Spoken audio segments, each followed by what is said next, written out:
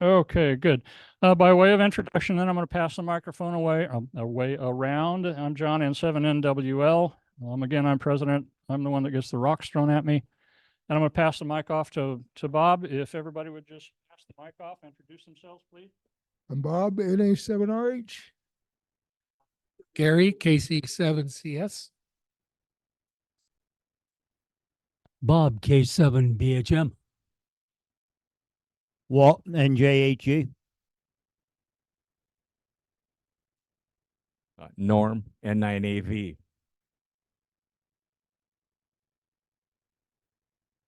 Ingrid, W7ISG, and my better half.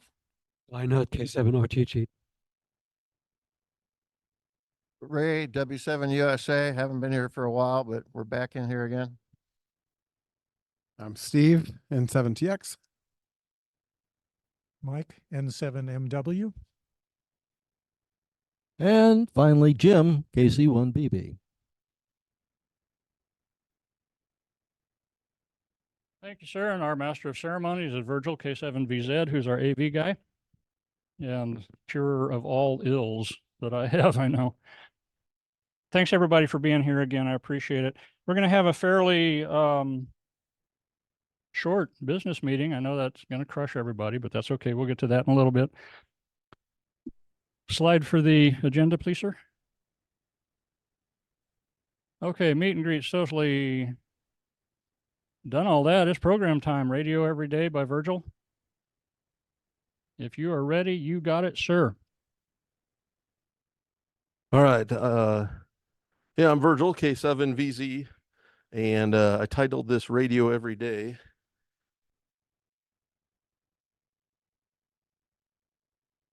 Okay. So you get to see some stick figures that I drew for you guys. So I've been licensed since 2007, so I'm certainly not a new ham. You'll see in some later slides I've gone through different paths to where I've really only been like HF active on a regular basis since 2017 or so.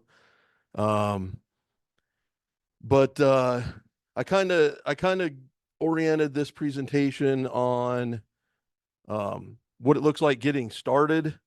You know, when you're standing at the start line by like the little guy there, you see everybody else that's, you know, running the race or over there standing on the podium past the finish line already, and it can kind of be overwhelming of where do you belong or where to start or what, you know, how to even get going. And I know there's another analogy of how do you eat an elephant, and it's kind of one bite at a time. So anyway, I had this analogy to where what does the real race look like? And so we zoom out there a little bit, and there may be some hills to climb, you know, different things that you can do, or it may even be bigger, of great big mountains. A lot of you might agree with me that the course isn't necessarily straight, and I know mine certainly looked like this. So, you know, as I've spent 17, 18 years in amateur radio, I've kind of been all over the place. And so the radio every day idea kind of came to me last year. QRZ did this stupid award of 12 days of QRZ. And so that got me going to where at first I didn't find out about it. You can kind of see over here of as the month started, I wasn't on the radio every day. Had a few days in there. I actually, this 4 days I was down in Mexico.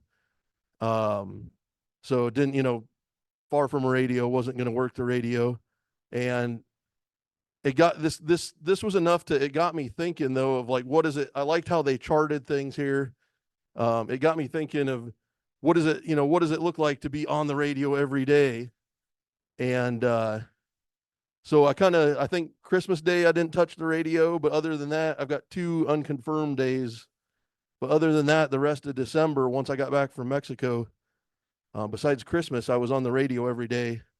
And so I was like, all right, well, you know, call it New Year's resolution or whatever. I was like, I'm gonna in 2023, I'm going to get on the radio every single day. And so first of all, my favorite color being red, I liked the acronym. And then I was like, okay, well, what is this? I tried to get some of my closer friends involved. I was like, let's do this together. And none of them really took me up on it. But so I was like, okay, what's the rules? Do you have to, does it have to be on the radio on RF? Do I have to have at least like one QSO? Does it have to even be HF? If I talk to somebody on a repeater, does that count? And I really never solidified. You'll see as I get going of 99% of them are FT8 contacts each day. But the end rule of what I kind of came on was to be radioactive, which is another play on words. So I was like, I just want to get on the radio, do something radio related every day. And so of course with the QRZ, here's January. I continued strong. There's February, and then that's when they stopped tracking. I kind of wish they'd do this throughout the year, but they did it again this year because that was the 2022. So they did it again in 2023, and so it tracks through February 29th. But anyway, I've got proof besides looking through my log that I made every day green. So yeah, with radio every day, I got off right away as fast as I could. I had worked the previous fall, getting ready to put up a MA40 and a K4 KIO hex beam. So here's a group of friends on January 2nd, and we ended up installing the hex beam with it leaned over and cranked it up, and got the tower and antenna vertical. Here's the tower over here on the side of the house on the left side. And then this is my 43-foot vertical wire that I use in the front yard as well. So there's both my HF antennas. So yeah, then January 5th, I became a award-winning ham. Bill gave for work I had done the previous year had awarded me there. And then the first weekend of January was the RIDI roundup. And so, I really like the FT8. I'm not a CW operator, and I try to stay off sideband. But anyway, so I spent I think 10 hours or so in the RIDI roundup contest and had fun with RIDI. I got real close to completing the worked all states. So that was kind of a side goal of see how many states I could work through the contest on RIDI. So one of my goals for last year was to, we used to do a lot more camping over the years, and I really always enjoyed like the field days, the portable setup. And so I wanted to operate portable more. And so I think that was Martin Luther King weekend, January 21st. I went out and set up the truck and a buddy pole up on Tondo National Forest and activated my first parks on the air. And that was a little bit challenging because it was during, I forget, there's a contest, DX contest that weekend. So I was just QRM'd horrible. But I managed to get, I think, 20 or so QSOs for parks, and it definitely helped. I went up there not really knowing what I was doing, and some guys like, "Do you want to be spotted?" And I was like, "Sure." And of course, then I was able to work a little bit of a pile up of had guys calling me without having to call CQ too hard. Had a lot of fun on the 21st.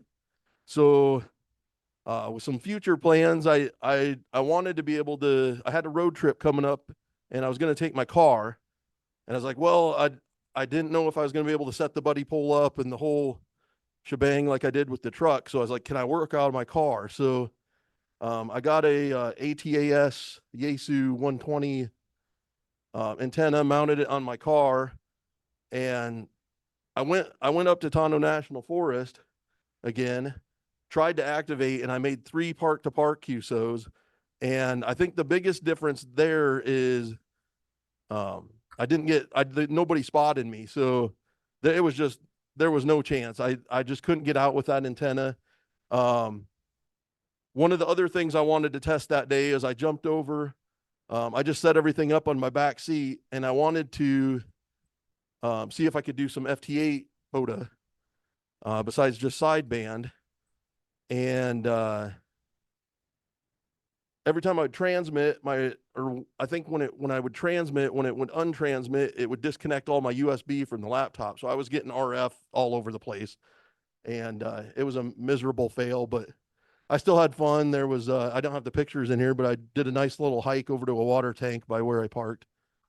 So anyway, after that issue, I was like, well, I need to had some issues with the laptop. Part of it was locking up. It couldn't handle I needed more memory, and then the battery was dying on me.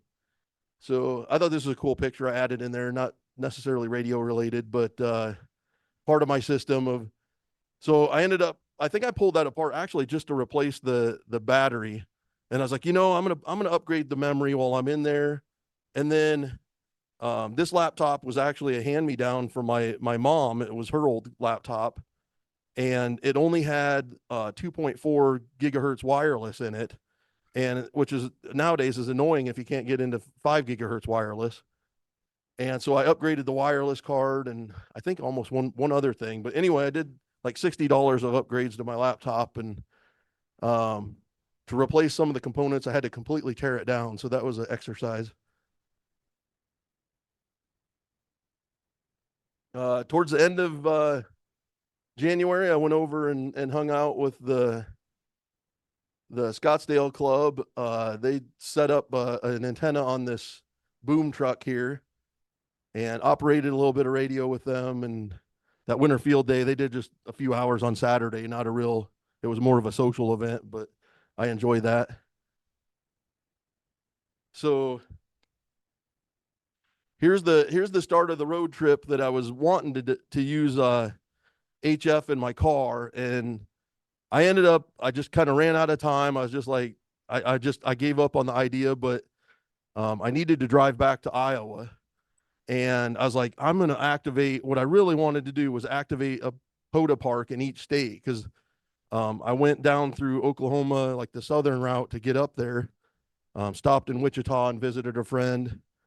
And then I went up to Minnesota and visited my brother before coming home. So I had the potential to drive through 10 states, I think I did. And it hurt me, but I gave up on the activating POTA each way, because driving by myself, I needed to get there too. And I didn't have 2 or 3 hours each state to stop and activate POTA. And so my backup plan was, well, I'll just remote into my home station. So this was really, I had messed around with it before, but this was the first test of, if I'm going to do something radio every day. I did run APRS in the car, but this was kind of where I was like, no, I've got to get on HF every day for my radio every day to count.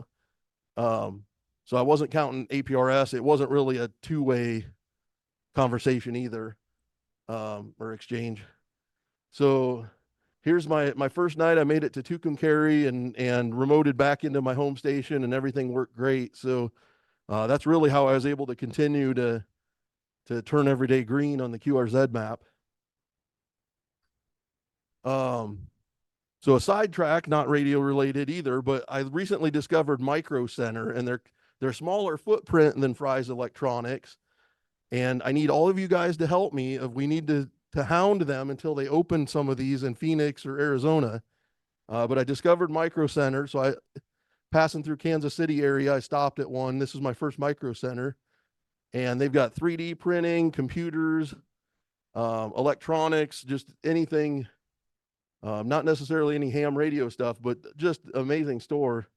And it really, after the last few years, it's some of the computer parts with the chip shortages, and they've been unobtainable. So I was just in awe walking through with piles of stuff on the shelves. And so anyway, they're not a sponsor of me, but they really should, and they need to open an Arizona store. So there's Overland Park. I made it to my mom's house, and she had good enough internet in the middle of Iowa where I grew up to from her house. I was able to connect back into home and continue to do some FT8 remote. The other note of during this time was this was when the Bouvet guys were out, and so I was watching the decodes, trying to decode Bouvet, and I there was reasons for my trip back to Iowa, so I couldn't just sit at the radio all day. Or there was one afternoon where I got home at like 6 p.m. and I had decoded them like 3 hours earlier, but I don't know if I would have been able to make it through the pileups or anything. But yeah, kind of that Iowa trip overlapped the Bouvet team, so I wasn't able to work them in the end, but I was still able to remote back from where I grew up, my hometown. I was out one night and looked up to the sky, and I thought I saw a bunch of airplanes flying in formation, and I was like, no, those are certainly alien ships. So I found out later that I guess these are Starlink. When they launch them, they're all sequential. So that was really, it's not the best picture because it kind of glared there, but that was super weird to watch, of the way those string across the sky. So thought that was a neat photo. Another thing too is I became a ham after I moved to Arizona. So I never, besides my trips back, I never operated or was a ham in Iowa. But I found out that there's a new repeater. They just in the last year, they installed about maybe 2 miles north of where my mom lives, and covers it. They've got it on a 200-foot tower. So I was looking at the pinpoint on the map. I was like, let's drive over there. So it's up just north of the landfill. And so anyway, there's a VHF repeater on there somewhere that I thought that was pretty cool to see that in my hometown. All right, so I did become obsessed with Micro Center. So the on the way home, I detoured from Iowa through Minnesota, and guess what? Minnesota has another Micro Center, so I had to stop there. Just as fabulous as the first one. Visited my brother for a day, and then this is somewhere in South Dakota. I named it Pyro City, but I don't know where in South Dakota. On one of I know growing up, Iowa has bans on selling fireworks. So we always used to drive down to the Missouri line to buy fireworks for 4th of July. And so this was the same thing over on the South Dakota line somewhere. But I was disappointed. I was going to bring a trunk full of fireworks home for Evan, but they were closed on February 17th. And they were pretty snowed in too. So I put this picture in there just to, up in Minnesota, they have a lot of snow in that time of year. So on my way home, another retail stop. I had to stretch the legs, and I was like, well, I'm going through Denver. I'm going to stop at HRO there. So that was kind of a neat experience. They've got a pretty good setup of there's their counter, and then I think if you look to the right from that last picture, they've got the whole radio wall. Everything's on display, and you can spin some knobs and test the radios. And then there's more of a zoomed out. But anyway, if you're ever through Denver, they've got a HRO there as well. Oh, Denver has a Micro Center as well. So I've now visited 3 Micro Centers. Awesome store. They need to build one in Arizona. Denver, I think I do like Denver the best of the 3 I went to.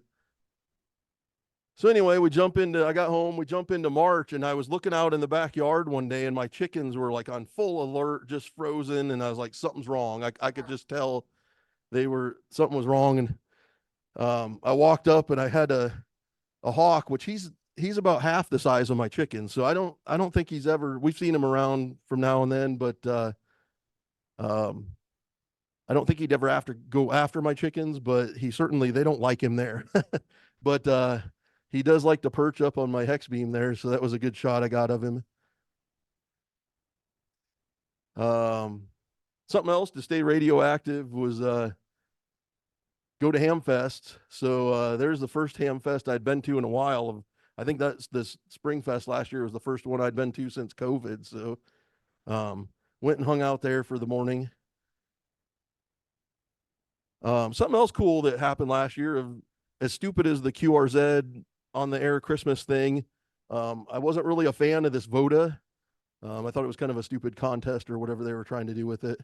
But what I found out is when they were doing the W1AW roaming, I jumped on and volunteered to work that or work the call, and so I had fun. Ended up making 487 QSOs. I think Walt and I were the only digital operators, so as long as I didn't conflict with Walt, we kind of had free roam to do FT8 wherever we wanted. So you could kind of see I spread around and ended up making a decent amount of QSOs during the week. Wish there isn't really a better way to photograph that, but contributed to that. And that was the other thing. Then I was like, well, if I'm on the radio every day, I was hunting a lot of POTA stations. And so I'd jump on and, work as many POTA guys as I could decode. And then although this was like almost the end of March, this kind of got me to, okay, that maybe that VODA isn't completely stupid. I'm going to try to get a W1AW worked all states. And so it kind of set me back because we were already 3 months into the year and I'd missed a lot of the rotation. But every state had two turns. So I was like, okay, well, it's still doable. And so that really got me started in March of each week as they had the different 2 or 3 W1AW stations activated. I made sure I got them in the log. Something else I do is here's a plug for I manage the Ham Feast AZ. We meet every Saturday night at a different restaurant around the valley. And so here's a date in April. We were over at Portillo's, and Evan was quizzing the guys on different radio concepts. And James, I forget what James was filling him in on something I couldn't explain perfectly. So it was nice to have some help trying to teach him to get his technician license. And yeah, while you're doing radio every day, make sure you get your family involved. So that did lead to on April 19th, I think a lot of you guys know, Evan got his technician license after 6 or 7 years of me nagging him to do so. He's been, I think since he's 4 or 5, been operating with me on field days and following me around to different events. And I remember carrying him when he was probably 2 or 3 at a Thunderbird Ham Fest when it was super freezing, like 20 degrees out. But anyway, awful proud of my son to where he finally got his technician on Wednesday night. Thursday, we drove up to Visalia and spent the weekend at the International DX convention and had a good time there. That was the second time I'd gone in 2019 as well. So, second time I'd been there. I like going to a lot of the different presentations and seminars.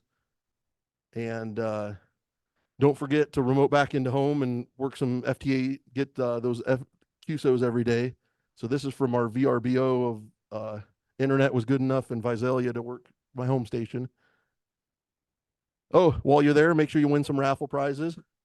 So that was part of the motivation is Evan had quite a bit of pressure I think he had like a month and a half to study for his tech. And I was like, if you're going, well, it just happened to where his school had administrative days on Thursday and Friday that week. And I was like, you're out of school. Do you guys want to go to Visalia? Okay, well, you need to get your tech before we get there. So he passed it on Thursday night, got his call sign on Friday morning and won the youth prize on Saturday night. So, yeah, quite the payout. It was good. He's enjoying his radio. So here's something other. I don't really have a better like a radio picture otherwise, but it'd just be my laptop again because I was able to hotspot my phone. I made 2 trips to Mexico last year. There's a group we go down with our church and hand out clothes and food. And we kind of on the April one, we kind of do like more of like a carnival theme to where there's games and different activities. And so here's one of the groups of people or groups of families coming through of, they've got a community center there off the picture to the right that we set up in. And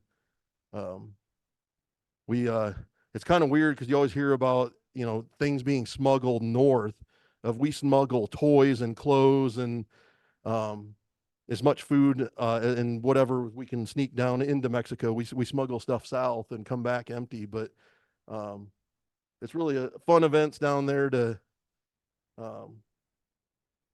work with the people in Rocky Point.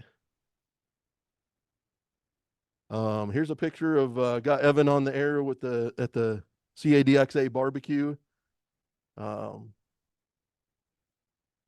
yeah, I know Rick's got a pretty good station. It's quite heavy, but I need to get my Go kit set up too, where I can faster deploy and just go set up in a park, because I really do like operating portable like that. All right, so here's something super nerdy. APRS. Years ago, we were camping over in Quartzsite, and with my father-in-law and my family, we've always gone camping at Quartzsite between like Thanksgiving and January. That's our winter camping area. And I didn't put the older picture in here, but I jumped in my truck one day and drove around the desert out there and wrote K7VZ with APRS. Well, I just kind of did it on a whim, and I had screwed up if I can find my old photo, I had screwed up the K. It was a little bit wonky.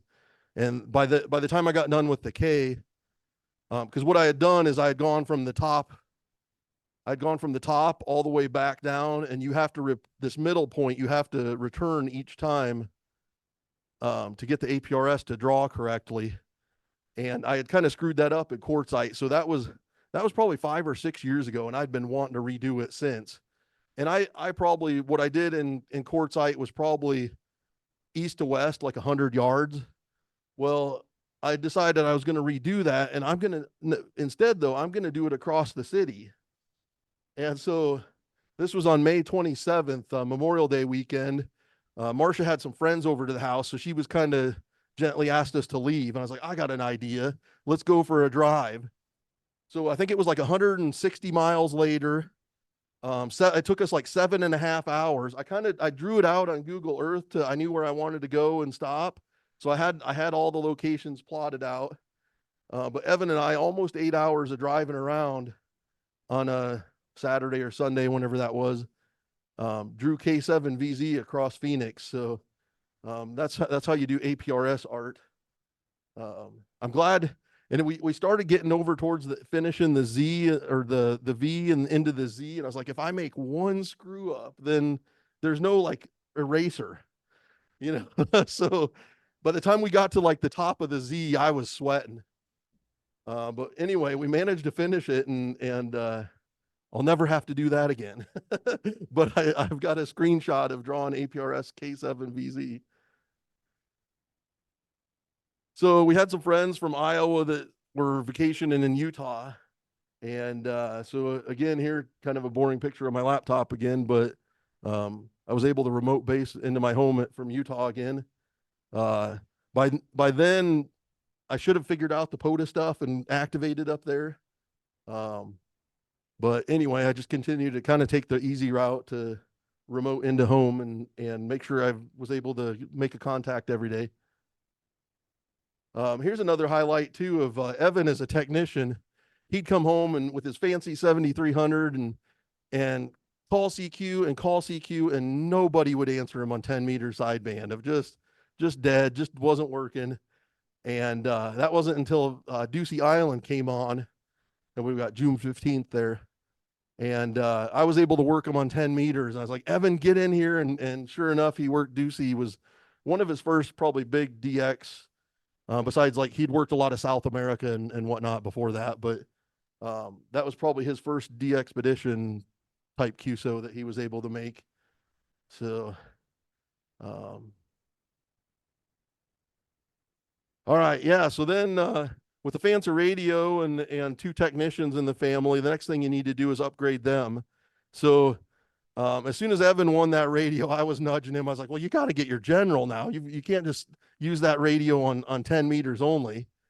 And so he studied for his general, and in 2007, my wife Marcia and I got our technicians, and she never went. I got my general and extra, but she never went past technician until this past June. So on June 17th, we went down, and both of them upgraded to general now. And so now I'm giving them the nudge to finally both of them to get their extra. And I was like, we could be a family VE team if we can all three be extras. But anyway, yeah, I mean, school's a priority, and hopefully this summer I can get both of them to study a bit and do another upgrade session. But awful proud of, it's pretty cool to have all three of us be hams. So we had a dilemma with field day. Is the Sunday of field day, there was a Rubik's Cube speed cubing competition that Evan really wanted to participate in. So we had him signed up. And so it's like, okay, well then that limits our field day operation to what do we do? We're kind of going to be Saturday only. So we drove up with the Post 599 has a house and an amazing deck where they set up in Heber. And so Evan and I drove up and with Scotty and it's the Post 599 field day, and operated with them for 5 or 6 hours throughout the afternoon, and then came home when it got dark. But that at least got us on the air on field day, and bands were pretty rough. I think Evan was on 15 meters or so there and called CQ for a while.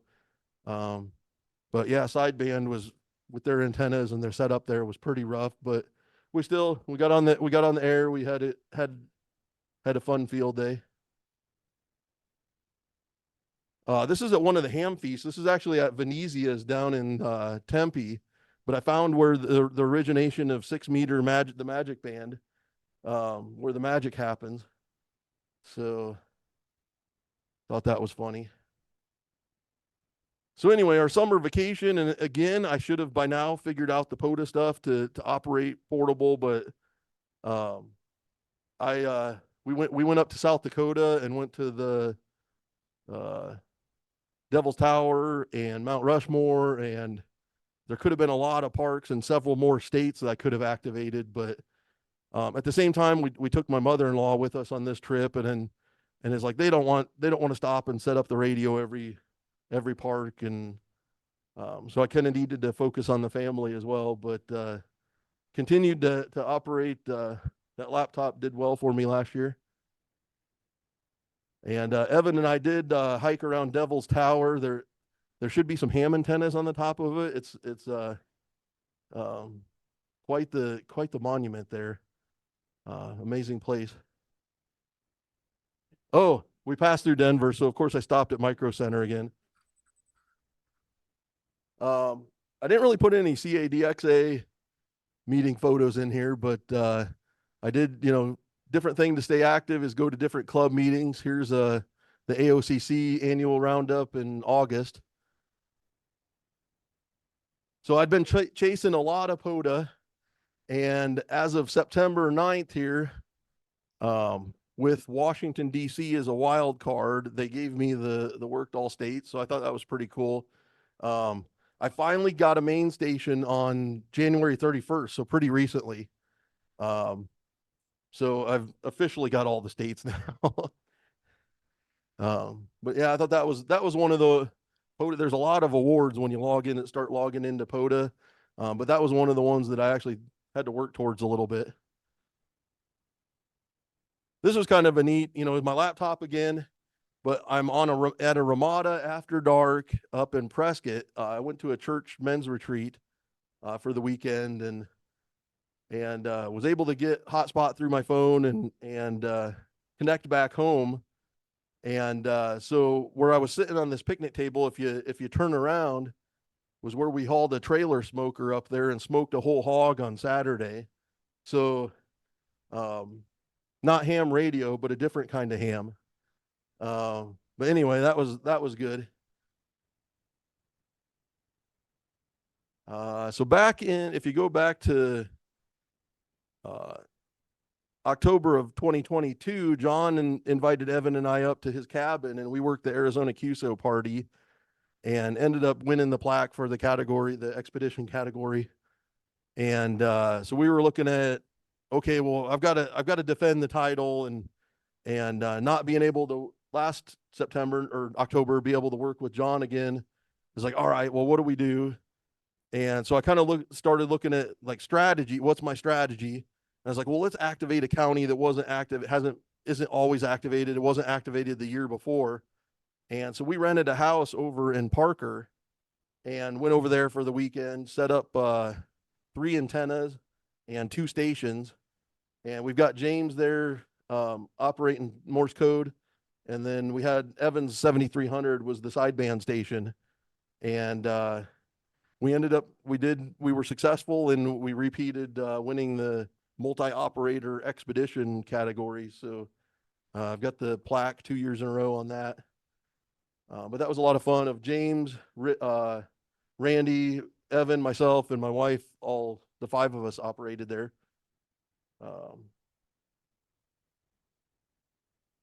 All right, so up until October 21st, I had made a HF contact or QSO every single day until October 21st. And when we were down when we were in Phoenix at one at the Rubik's Cubes, we did one in June and another one in August, a Rubik's Cube competition. And there was a family that had brought their kids down from Vegas. And I was like, well, that's a neat idea. And so when I was looking on the calendar for upcoming Rubik's Cube competitions with Evan, we're like, well, there's one coming up in Vegas. And so anyway, we ended up signing up for it. We took off on a Friday night. And as we were driving up there, I started getting email alerts that like my home network was down. And so the next thing I know, my neighbor texts me of, hey, is your power out too? So of course we had a power outage right after we had left home Friday night. And I've got my station set up on smart switches to where I can turn it off, turn it back on. And it just so happened that one of them turned off, and when the power was restored, never came back on. So I wasn't able to turn my radio back on. And so that was kind of a major failure. And I was like, all right, well, I made it till October 21st. That's pretty good. I do put an asterisk here because, well, that was the other thing is we had taken my car, drove it up there. And by that time, I'd pulled the radio. So I didn't even have a VHF radio in my car. And I was like, I had 0 radio equipment. We're up in Vegas. And one of the things we did after the cubing convention or competition on Saturday is we went over to the Gigapart store, and it was like 2 or 3 weeks later, I was like, they had a radio there. I could have jumped on one of their demo radios and made a contact. So that's where I put my asterisk of, I've never really set hard rules. October 21st, I did not make an HF QSO, but I did go to the Gigaparts in Las Vegas and toured their store. So radio related, I don't know if it counts. Yeah, we'll have to go to the judges, but anyway, so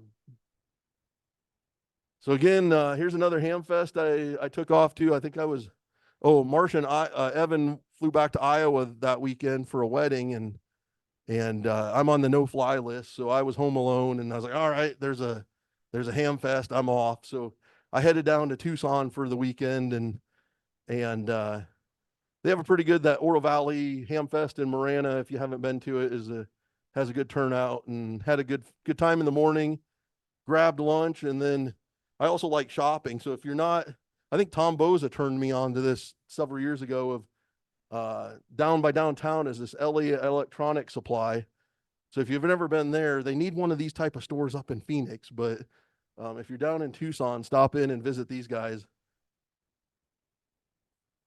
Something else fun I did throughout the year is Rick, W7STS, went and visited family on the East Coast and stayed in North or South Carolina for several weeks, and this is his, on the right here, that's his truck and camper.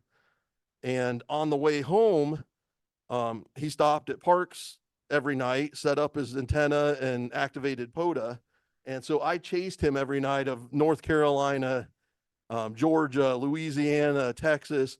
On his trip back home, the only park that I wasn't able to work him was the last night when he stopped at Karchner. And so I think I was in his skip. He was on 20.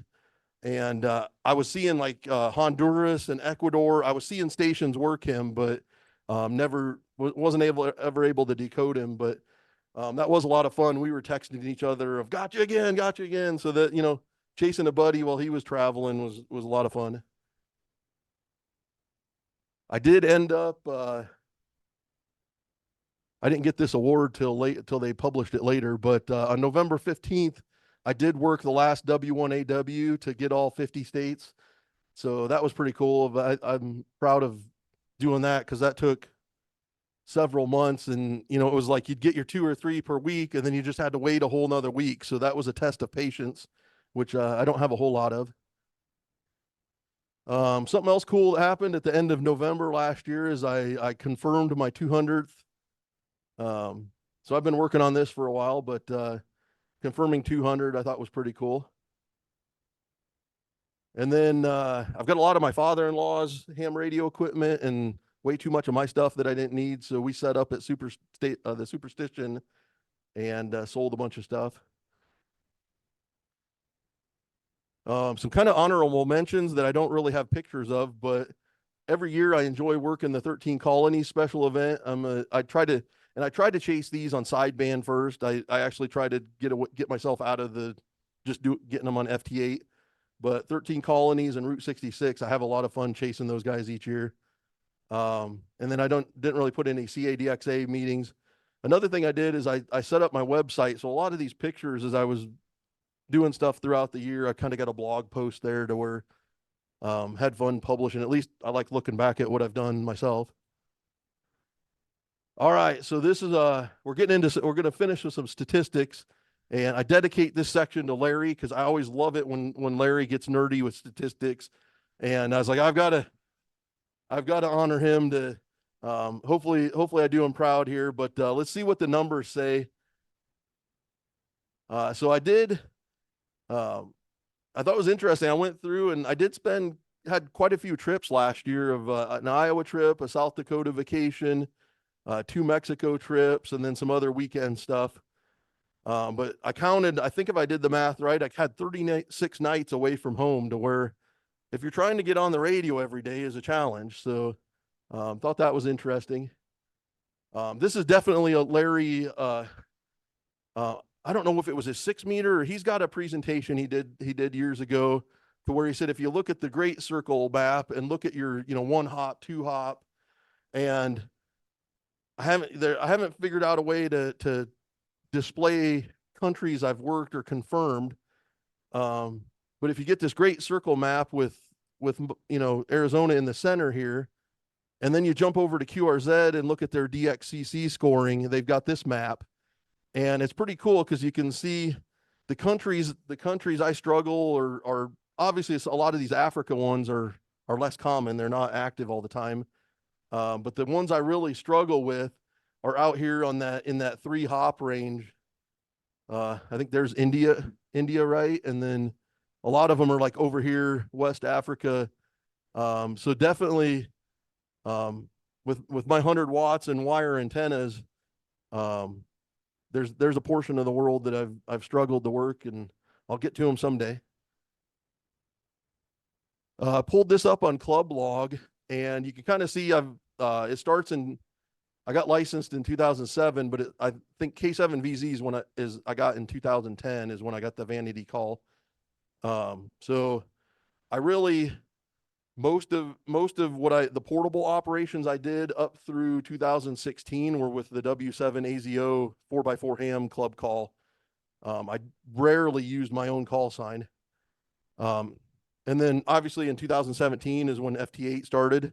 So I was like, okay, this is a mode I can do more often. And so these are, DXCC cumulative. So I thought this was interesting as we go through a couple of the other bar graphs. I've got a decent slope. It's got, 2024 over here already. So hopefully I can keep that slope going through the end of this year. But I thought this was interesting because I thought I'd have a little bit more dips and dives, and especially when you jump forward and look at my HF activity. So this is 2017 on the left through 2024 on the right. And so what you can see is, FT8, and I started getting back into doing some HF on a regular basis in 2017. And then 2018 was the ARRL did the grid chase, which with FT8 being new and that grid chase of like, I'd get on there and everybody calling CQ, I'd work them until I had everybody worked. So, a lot of my dip after that year is once they ended the grid chase, I kind of was more selective with, I wasn't working everybody and anybody. I did take a break for 4 or 5 months in 2020. I don't know what year is that, 2018, 2019. But then, 2020 happened, and this is one that actually surprised me because I worked for home for 2.5 years before I ended up going back into work. And one of the things I really liked about that was I set up my work from home setup, and then my personal radio setup was right to the right. So I could just swivel back and forth and, work radio during the day. And, times where usually I was at work and couldn't get on the air.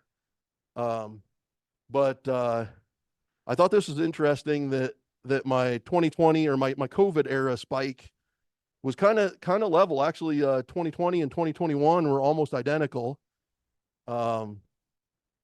But then obviously here is 2023 with a lot of these are probably POTA stations too. Of I was just chasing not everybody I could, but and then something else that kind of as I look at this myself, already in 2 months of 2024, I'm almost at the same level as several of these other years.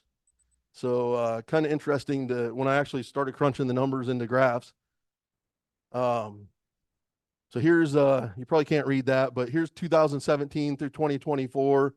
And I thought it was interesting of Evan and I have done several big POTA activations already this year. So I'm at 14.5% sideband operation this year, but other years I'm mainly at 1 or 2% sideband operation and otherwise digital. I went through in my log and I summed up. So in 2010 through 2016, these aren't confirmed, but I've worked 224 DX. And so in 6 years, I only worked 15 all-time new ones. And then in 17, so that was probably the second half of 17 with FT8. I got another 16. 2018 was my big year, and that was mainly because every DX was pretty much new. I didn't have DXCC yet, so that spike obviously makes sense. But then I also thought this was interesting of as fairly consistent as I have been since my years after that I've been doing 20 to 30 new all-time new ones each year, and not that I've worked all but the rare ones so far, but I think some of the slowdown, COVID slowed down here a little bit with the expeditions, but then now it's like I've worked most of the common countries to where I'm waiting for the expeditions, I believe. So that's how I interpret that at least. POTA last year, and most of this, there is a little bit where I started in like December of 2022, but most of my POTA numbers are 2023. And so I hunted 3,415 POTA activators to this point. And a lot of those are repeats because I've got 1,477. I'm almost at 1,500 unique parks that I've hunted.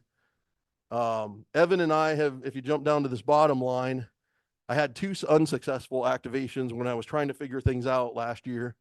But Evan and I have already activated 3 parks this year.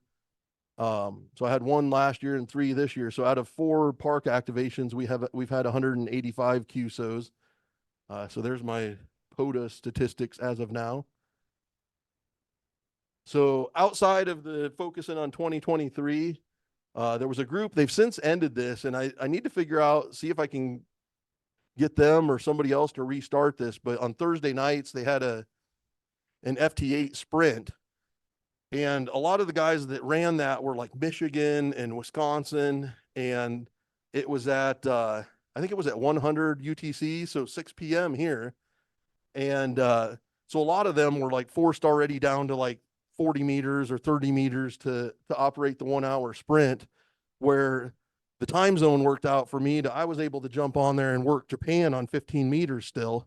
And so I thought that was, you can't really see it here, but for 5 or 6 months, I operated this as much as I could, their weekly FT8 off. And I was usually able to win the under 100 watts category. The top three would, or the over 100 watts would usually beat me. And I think I'm right there in 5th place that week overall. But that was a fun event. Something else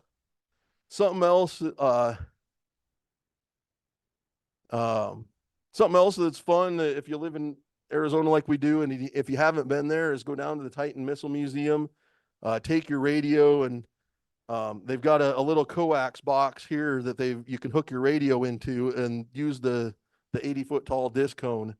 And we used to do that as a 4x4 ham club every year.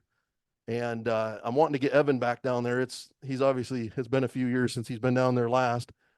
But that's a lot of fun to work that antenna for a day. You check in and give them your call sign in the visitor center, and then you can go out and hook your radio up. Something else that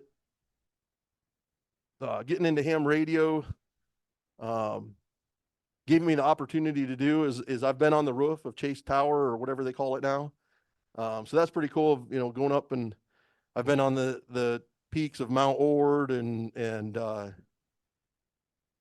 Mingus, and a lot of the mountains around the state. I've been able to have access up to the top, but one of the coolest is I've walked on the roof of Chase Tower, and I don't think a whole lot of people have been able to do that. So here we are looking north. I think that's the old Dial building. Something else that's not really ham radio related, but a group of us, with I think quite a few of us are in this picture. Tom and I went to Robert several years ago when he was section manager, and I was like, how can I help you? And he's like, we've got these license plates, and it was set up wrong. We don't get any money. And so Tom and I started put our heads together and obviously gathered a group of people to help us. And we went and were able to get a legislative bill changed to route that money towards ARCA in 2017. So being part of the legislative process was an interesting experience. Also emergency communications. That's what I did a lot through my early years of being ham. And there's a bunch of young guys that barely recognize them, but that was one of our first Ragnar events, to where we'd operate all day manning runners through a checkpoint, and then camped out overnight and ate a lot of bacon the next morning. Had a good cookout. So rowdy group of guys that used to hang out with. And then, so my POTA activations kind of flopped last year, but then with Evan now having his general, and that's been one of my major goals this year, is okay, I actually need to get out and do some POTA activations. So I think this was the weekend after Martin Luther King Day. Oh, my date, I didn't get my date on there. But anyway, they added some new Arizona parks to the system. And there was one down by Gila Bend that on Thursday, I was like, let's go do it Saturday. Let's go do it Saturday, like Painted Rock something. And somebody activated it on Friday. And so I was like, okay, well, where's the next one that hasn't been activated? What was this Eagle Tail Wilderness mountain area out by Tonopah. And so we jumped in the truck Saturday and went out there and activated it. So we got the first time activators little badge. And we were up in Utah 2 weeks ago now, and went up there for several days. And I wanted to activate a Utah park, and we got another Klondike Bluffs. So we're first time activators of Klondike Bluffs up there. And so now of the 3 parks Evan and I have activated together, 2 of them were the first time operators. And we figured out a system to where I log here and he calls CQ, gets the station on the hook, gives them a signal exchange. I make sure I've got the call sign in the log, and then he's like, hold on, I got a second operator, and he hands me the mic, and I give him a quick exchange and give him the mic back. And I think out at Eagle Tail in about an hour we were out there. We did 68 QSOs, which if you double that is, almost 100, was 130 QSOs an hour or so. Up at Klondike Bluffs, we stopped at 75. Marcia started nagging us, we gotta go. And we were there about an hour and 10 minutes and did 75 QSOs. So I think that's, with two of us, that's a pretty good rate. And being the first time activators, making sure we were spotted really helped. And yeah, I guess my summary is of doing radio every day is just be radioactive.